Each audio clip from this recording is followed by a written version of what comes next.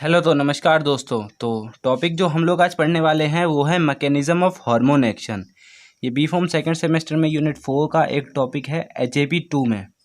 तो चलिए देखते हैं हार्मोन होता क्या है। हार्मोन हमारे केमिकल मैसेंजर्स होते हैं जो किसी भी ग्लैंड के ज़रिए रिलीज़ की जाती हैं। स्पेशल हार्मोन स्पेशल ग्लैंड के ज़रिए रिलीज़ किए जाते हैं, फिर ये स्पेसिफिक सेल्स पे जाके एक्ट करते हैं। जैसे कि हमारा पैनक्रियास है वो इंसुलिन रिलीज़ करता है, फिर वो स्पेसिफिक सेल्स पे जाके ग्लूकोज का लेवल डिक्रीज़ करता है। वैसे ही तो इस बेसिस पे हमारे हार्मोन एक्शन दो टाइप्स में बांटे गए हैं। एक है action of lipid soluble molecule, जो लिपिड सोल्यूबल हार्मोन्स होते हैं वो, और दूसरा action of water soluble molecule. तो आज जो हम लोग इस वीडियो में पढ़ रहे हैं वो है लिपिड सोल्यूबल मॉलिक्यूल, और जो वाटर सोल्यूबल मॉलिक्यूल का एक्शन है वो हम नेक्स्ट वीडियो में देखेंगे। तो देखते हैं action of lipid soluble molecule. तो इसमें लिखा है lipid soluble molecule bind to specific receptor target cells, मतलब ये स्पेशल सेल्स पे टारगेट होते हैं और वहाँ जाके अपना एक्शन शो करते हैं। और जो इसका मैकेनिज्म है वो हम नीचे देखते हैं। तो जो ये लिपिड सोल्यूबल मॉलिक्यूल हैं ये हमारी ब्लड वेसल्स के ज़रिए, मतलब ब्लड में मिलने के बाद टारगेट सेल्स तक जाते हैं। तो जैसे कि मैंने ये दिखाया है, ये ब्लू जो लाइट ब्लू कलर है ये हार्मोन को शो कर रहा है। तो हार्मोन हमारा ब्लड के ज़रिए ये जा रहा है, और इसे लेके कौन जा रहा है? प्रोटीन, स्पेशल ट्रांसपोर्ट प्रोटीन होते हैं जो इन्हें लेके जाएंगे। और फिर जब भी ये अपनी टारगेट सेल्स के पास पहुंच जाता है तो ये फिर ब्लड से बाहर रिलीज़ हो जाता है।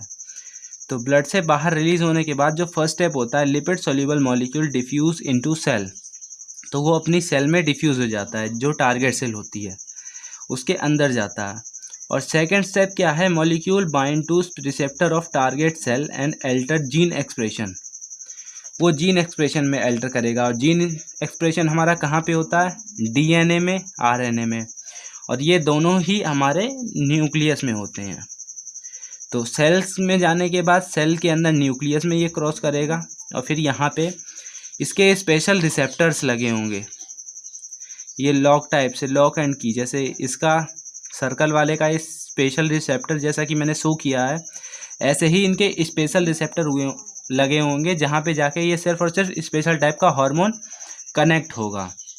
और फिर इसके बाद क्या होगा? DNA from transcribed newly mRNA form, this provide synthesis of new protein.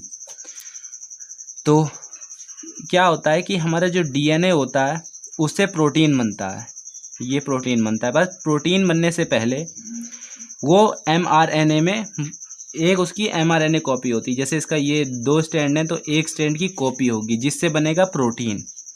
तो DNA से बनेगा mRNA। अब जो ये हमारा हार्मोन आया है ये यहीं पे एक्शन शो कर देगा। जो ये mRNA बना इसमें ये कुछ ऐसी एक्टिविटी करेगा जो इसका स्ट्रक्चर चेंज हो जाए तो वो दूसरे फंक्शंस को कंट्रोल कर सके। तो DNA से mRNA बन गया, mRNA से ये प्रोटीन बन रहा है। अब जो ये नया प्रोटीन बना हुआ होगा ना, ये नया एकदम अलग टाइप का होगा।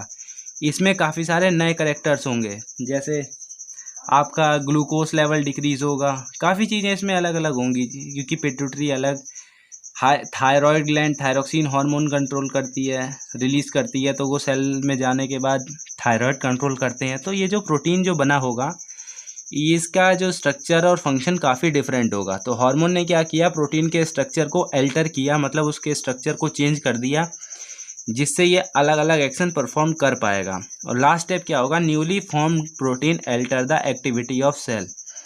तो इसका स्ट्रक्चर चेंज है तो इसके फंक्शन भी चेंज हो जाएंगे। तो ये 4 मेन स्टेप होते हैं। पहला, ब्लड वेसल से प्रोटीन सेल के अंदर आएगा। दूसरा, सेल में आने के बाद ये जीन एक्सप्रेशन, मतलब जो DNA है इसमें आके अपनी अल्टर करेगा, मतलब इसमें इंटरेक्ट करेगा। फिर क्या है? नया प्रोटीन बन जाएगा जो डिफरेंट कैरेक्टर का होगा। फिर ये नया प्रोटीन हमारी पूरी सेल को कंट्रोल करेगा। तो ये बेसिकली होता है mechanism action of lipid soluble molecule. Next video में हम लोग देखेंगे action of water soluble molecule. तो अगर आपको वीडियो अच्छी लगी हो तो वीडियो को लाइक कर दीजिए, चैनल को सब्सक्राइब कर दीजिए। मिलते हैं तब किसी और एक अच्छी सी वीडियो में, तब तक के लिए धन्यवाद।